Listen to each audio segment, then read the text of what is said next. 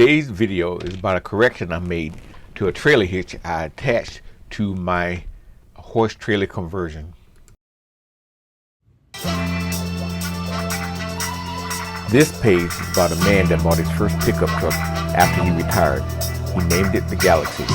This truck gave him so much capability that he decided to do more with it. So he bought this horse trailer and he wished to convert it into an RV so he can travel around the country and enjoy life in a different way. First, I'm going to show you a few clips from the previous video I made when I actually installed this hitch improperly. Little did I know that this project would become an adventure. To start out with, this hitch was a solid steel hitch that had to be adjusted to the size of the vehicle you want to attach it to. It came with some very strong bolts made for attachment and adjustment, but I didn't have a way of using these bolts on my project, so I thought I would find another way of attaching this to my trailer. So I found some self-tapping 1.5 inch screws and what I thought was heavy-duty washers to drill into the aluminum. So here's the bike rack. Here is the final look of my installation on doing the first try. Here are just a few images of the bicycle on the rack without the cover that I bought for it installed. So it looked pretty good from this standpoint. So here the bike is with the cover on it. It was a very nice cover, but it took me a while to get it all situated because all the snaps and straps and customizations I had to do to it for the first time. There's the Galaxy and the Angel Star, and they are ready. Time for me to get ready now. Here are a few clips to show the failure of the old system. Because of the cameras I installed on my RV, I'm able to see the bike rack and the e-bike on the back as we went down the road. Other than the wind buffeting the cover, everything looked fine at this scene. This seems to be normal, but what you don't realize is that the left side of this bracket had already come down and was dragging the front tire of the e-bike on the road. And I wasn't able to see all this. I didn't see anything until later when I was talking to a friend and I saw something blew off. I thought it was just a cover. There it goes, coming loose.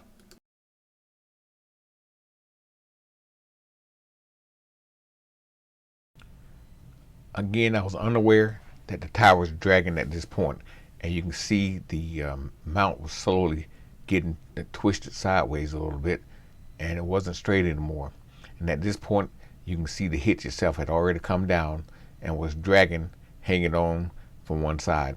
Luckily, this was a solid steel thing, so it did get some drag marks, but pretty much it remained intact as it was being dragged along.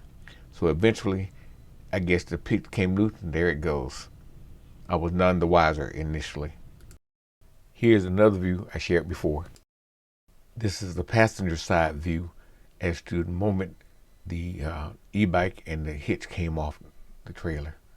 To my surprise, it slid off to the side of the road upright.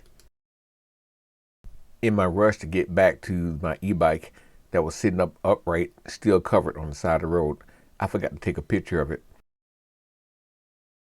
This is after I got the cover off of it and got the bike separated from the hitch itself. The hitch is still usable. If I were to use it again, I would use solid steel mounting plates and or get it welded on. Rough off the back of my bike.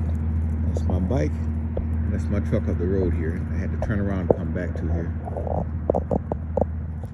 I had to call my best friend to help me out.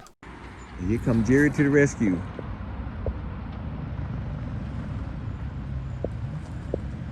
Yep, that's Jerry. Coming to get me out of this predicament. Yay, good rescue. What a great friend Jerry was to me at that moment. He even volunteered to take the bike back to my house for me so I continue on with my trip. Here I was back to a clean slate again, trying to figure out how to install this hitch. Then I was given an idea that I could actually use some features already in the trailer to do a better mount on this the hitch itself. This is the before video where they're going to the horse kick plates on here, and they're going to take those off and install some brackets so I can be able to put a hitch back here. Let's see how it goes. Loosen up all the stabilizers and let the power hitch all the way down in the front. They give me more room to work underneath the back of this trailer. These are the bolts that held on the kick plates for the horse panel. Those bolts are long enough to go through both that double frame aluminum and hold those things on as well. So I realized that is a strong point. So I started by removing these bolts and pulling off these kick plates. This is how the trailer looked with both of the horse kick bumpers removed. This is one of the two plates that came out of the rubber horse kick bumpers that I will use to support the new hitch itself. I can now remove the left and right extensions on the hitch because I won't need them for this installation. Then I had to custom fit some steel plates to hang down from the bumper so I can attach it to the hitch itself.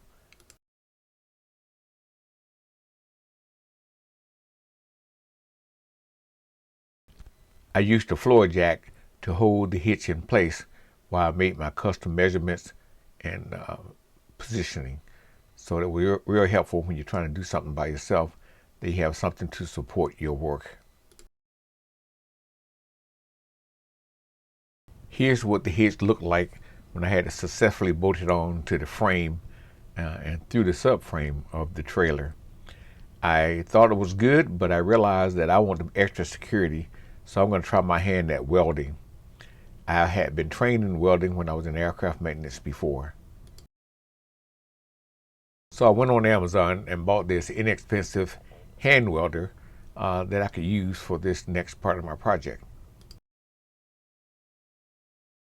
The welder came with a cheap eye protection, but I went to Harbor Freight and bought a little more better welder to protect my eyes. Here's the result of my first try at doing some welding after many years of not knowing how to do this kind of stuff. Anyway, so it came out fairly nice. May look amateurish done, which I pretty much am at this point, but it looked pretty good. So now I need to do something with it because I didn't trust the way it was looking. So I was going to paint it later on. Here's what it looked like after me painting some of my work and putting the bike rack back on to see if it fits right. And it looked like it fits perfectly. And oddly enough, that is in the center of the trailer. And here's how the e-bike looked on the bike rack after my new installation. I cleaned everything up and tried to make it a little bit better, but the bike fits on there a little perfect. But it was tilted just a little bit, but that's fine. That all straightened out in the end. Here's a better look of after I cleaned up my installation and painted the new parts and over all the welds. It looked like the thing belongs there. So we're going to give it a test later and see how it goes. But I like the way it is now. I don't think that hitch is going anywhere. Lastly, the bike rack sustained a lot of scratches during the slide, so I want to fix those up and paint it as well. And this is me after a long day of working on this trailer and doing yard work as well.